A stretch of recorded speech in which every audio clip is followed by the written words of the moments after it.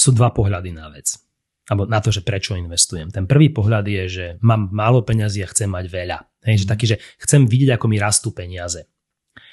Tomu hovorím, že ako rastová stratégia, rastové portfólio. Ja osobne do rastového portfólia neodporúčam robiť stock picking z jedného prostého dôvodu. Trhy môžu byť krátkodobo veľmi iracionálne, nemusia sa vôbec správať, respektíve riadiť fundamentami.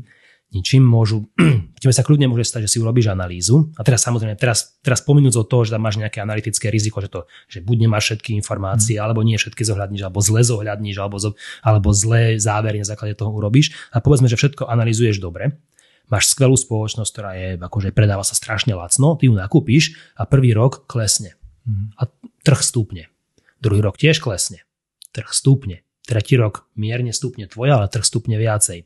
No, je strašne málo ľudí, ktorí sú amatérski stock pickery, investori, ktorí na to takto pozrú a povedia, nie, ja mám pravdu, trh sa mýli.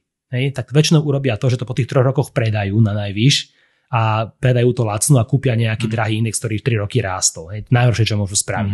Čiže preto neodporúčam pri investovaní, kde hlavným zdrojom príjmu je kapitálové zhodnotenie, že nárast ceny, robiť stock picking. Tam naozaj odporúčam buď ten index, alebo si robiť nejakú takú, ja tomu hovorím mechanická stratégia, taká kvantitatívna, že mám presné filtre, presné pravidlá, mám nejaké univerzum akcií, to napríklad my robíme. Univerzum akcií, aplikujem filtre, vidie mi nejaké poradie, prvých x nakúpim. Bodka. Neriešim, nerozmýšľam. A robím to, opakujem to do aleluja. Čiže mám presné pravidlá a nezamýšľam sa, či ja mám pravdu alebo trh, idem si stratégiu. Čiže toto je. Keď sa bavíme o tom, že chcem mať nejakú dividendu, tam podľa mňa väčší zmysel dáva robiť si nejaké vlastné portfólio akcií.